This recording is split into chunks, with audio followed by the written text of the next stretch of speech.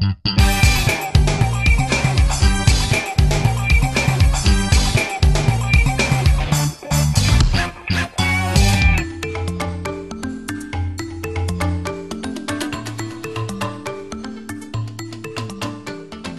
processadores de dinâmica são ferramentas fundamentais para se conseguir uma boa mixagem. Existem vários tipos de processadores de dinâmica: noise gates, compressores, expansores upward, expansores downward, duckers, limitadores, de-essers. Porém, todos têm uma única finalidade: a de modificar a amplitude do sinal com respeito ao tempo, e o funcionamento é baseado no mesmo princípio, mesmo que cada tipo de processador possua as suas peculiaridades. O funcionamento fundamental de um processador de dinâmica é o que veremos agora. O sinal de áudio de entrada é separado em dois. Por um lado, temos o sinal de áudio propriamente dito, que será processado, em um sinal de controle ou detecção, key para os nossos amigos de língua inglesa. Esses dois sinais viajam para lugares diferentes. O sinal de áudio é enviado para um amplificador, que por sua vez será controlado por um circuito de detecção, que irá comparar os ajustes que fizemos no processador. Ajustes esses que veremos mais à frente e que irão depender do tipo de processador. Pois então, os ajustes feitos no processador serão comparados com o que temos no sinal de detecção, produzindo um ou outro ganho a cada instante no amplificador onde chega o sinal de áudio, e onde a saída do amplificador dependerá do sinal de áudio que temos na entrada e dos ajustes que fizemos no processador. Como veremos mais à frente nos próximos videocasts, este diagrama pode ser complicado um pouco mais quando usarmos um sinal de detecção, ou key, diferente do sinal de áudio de entrada no processador. Vamos ver essa técnica. Chama-se de sidechain. Ela nos é de grande utilidade. Para não complicar o entendimento do funcionamento básico dos processadores de dinâmica, vamos supor que não estamos usando sidechain. O sinal de detecção é o mesmo que o sinal de áudio que temos antes do amplificador. Em qualquer processador de dinâmica temos um controle chamado threshold, ou umbral. Com este controle, fixamos um nível e o processador modifica o sinal de áudio que tem na entrada em função da relação desse nível que ajustamos, e o nível que existe a cada instante no dito sinal de áudio. Podemos ter dois grandes grupos de processadores de dinâmica de acordo com a função a como respondem, com respeito a esse nível marcado pelo threshold. De um lado, temos os processadores que começam a atuar quando o sinal de áudio supera o nível fixado no threshold. Neste grupo, temos os compressores, os de-essers, os limitadores, limiters, os expansores upward e os duckers. Nestes processadores, enquanto o sinal de áudio não supera o nível fixado no threshold, o sinal passa sem ser modificado através do processador. Por outro lado, temos o grupo de processadores que sempre atuam quando o sinal possui um nível mais baixo que fixado no threshold. A este grupo pertencem os noise gates e os expansores downward. Estes processadores sempre atuam quando o sinal de áudio não supera o nível de threshold, deixando de atuar no momento em que o sinal ultrapassa o dito nível. Antes de eu dar qualquer dica de como aplicar os processadores de dinâmica numa mixagem, devemos analisar os processadores mais importantes com os quais iremos contar e entender bem o seu funcionamento e as funções que podem desempenhar. Vamos analisar alguns dos processadores mais utilizados numa mixagem: noise gates. Estes processadores deixam passar o sinal de áudio sem modificar nada sempre que o sinal possua um nível acima do que está fixado no threshold. Quando o sinal de áudio passa a ter um nível abaixo do que está fixado no threshold, o noise gate reduz o nível do sinal em função do que está indicado pelos ajustes. Basicamente, o noise gate possui os seguintes controles: nível de umbral, threshold. Fixa um nível, medido em decibéis, abaixo do qual o sinal será atenuado. Tempo de ataque, attack.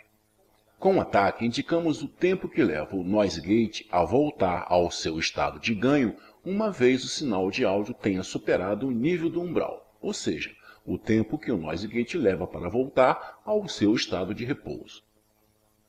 Tempo de manutenção, hold. Determina um tempo fixo durante o qual o noise gate se manterá ativado uma vez que o sinal volte a ter um nível mais abaixo que o fixado no umbral. Tempo de relaxamento, release. Determina o tempo que o noise gate leva para passar de ativo para descanso, uma vez o sinal de áudio tenha passado a um nível abaixo do fixado pelo umbral. Atenuação.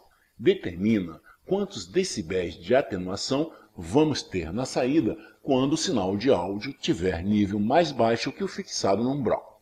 Caso não esteja acostumado com esses parâmetros, não se preocupe. Para um melhor entendimento, vamos fazer um exercício hipotético. Muito bem. Para isso, observe o noise gate. Imagine que temos o noise gate inserido numa trilha de bumbo e que temos um ruído de fundo vindo do vazamento da caixa. Com os ajustes existentes no noise gate, aconteceria o seguinte. Quando o nível de áudio fosse superior a menos 16 decibéis, o noise gate estaria aberto, ou seja, o sinal de áudio passaria pelo noise gate tal e qual está na entrada. Agora, imagine que nesse momento o sinal cai abaixo desses menos 16 decibéis, momento em que o noise gate começa a atenuar. O tempo que o noise gate leva para atenuar esses 2,9 decibéis, que está indicado, é de 360 milissegundos. Passados esses 360 milissegundos, teremos a atenuação de 12,9 decibéis. Caso, neste momento em que a atenuação foi alcançada, o bumbo volte a soar com um nível superior a menos 16 decibéis, o noise gate levará 288,5 microsegundos para se abrir totalmente. Com o controle de manutenção, neste caso chamado hold, podemos nos assegurar que o noise gate se manterá aberto pelo menos por 80 milissegundos, já que o nível fixado no umbral foi superado. A manutenção é muito útil quando temos impulsos muito curtos. A melhor forma de aprender como funciona um noise gate é carregar uma trilha com um bumbo, uma caixa, uma voz, onde exista ruído de fundo. E comece a experimentar o noise gate com diferentes ajustes em seus controles. Devemos levar em conta que os medidores de níveis que encontramos nos noise gates, sejam em hardware, sejam em software, nos serão úteis na hora de configurar o noise gate, pois com eles podemos determinar os níveis ótimos de threshold e de atenuação, e nos permitirão ver com que rapidez funciona o gate em função dos tempos que configuramos. Na próxima parte deste videocast, analisaremos as opções de sidechain e como podemos configurar o gate em função da frequência do sinal key, além de algumas dicas práticas sobre a utilização dos noise gates. Até agora, o importante é compreender em profundidade todos os parâmetros com os quais podemos contar em um noise gate. Compressores. Os compressores, juntamente com os noise gates, são os processadores de dinâmica mais utilizados durante uma mixagem, pois eles mantêm controlada a dinâmica do sinal, e com isso conseguimos a melhor sonoridade do tema musical, com um bom equilíbrio e controlado a todo momento. Ao contrário do que acontece com os noise gates, um compressor se mantém sem atuar sempre que o sinal esteja abaixo do nível fixado no umbral.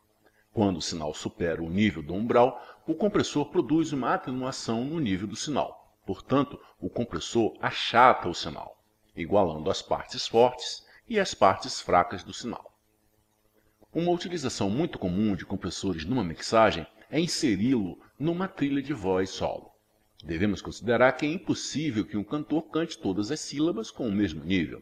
Estas variações de nível são produzidas por temas de entoação, de pronúncia, depende se uma palavra termina em consoante, em vogal aberta, em vogal fechada. Com um compressor inserido na trilha de voz, podemos igualar de forma artificial a dinâmica da voz, mantendo dentro de margens aceitáveis as variações de volume, conseguindo assim que não existam trechos vocais que se perdem ou trechos que fiquem muito acima da mixagem geral. Os controles básicos de um compressor são os seguintes. Nível de umbral, threshold. Fixa o nível, medido em decibéis, acima do qual o sinal será atenuado. Tempo de ataque, attack. Determina o tempo que o compressor leva para começar a atenuar o sinal, uma vez este estando acima do nível fixado para o umbral. é um parâmetro muito importante, já que irá determinar a característica do som. Caso utilizemos um tempo de ataque muito curto, por exemplo, o que iremos conseguir é eliminar a característica transitória da trilha. Se fizermos isso num bumbo, estaremos eliminando a sua pegada, o seu punch. Tempo de relaxamento, release, determina o tempo que o compressor deixa de atuar depois que o sinal passa para abaixo do nível estipulado no umbral. Também é um controle que determina em grande parte a característica da sonoridade. Ratio determina a quantidade de atenuação que irá provocar o compressor. A forma de medir esta atenuação é um pouco mais complicada que quando deixamos uma atenuação fixa, como acontece com os noise gates. Isto se deve ao fato de que agora a redução de ganho será dinâmica e irá depender do nível que o sinal tenha na entrada.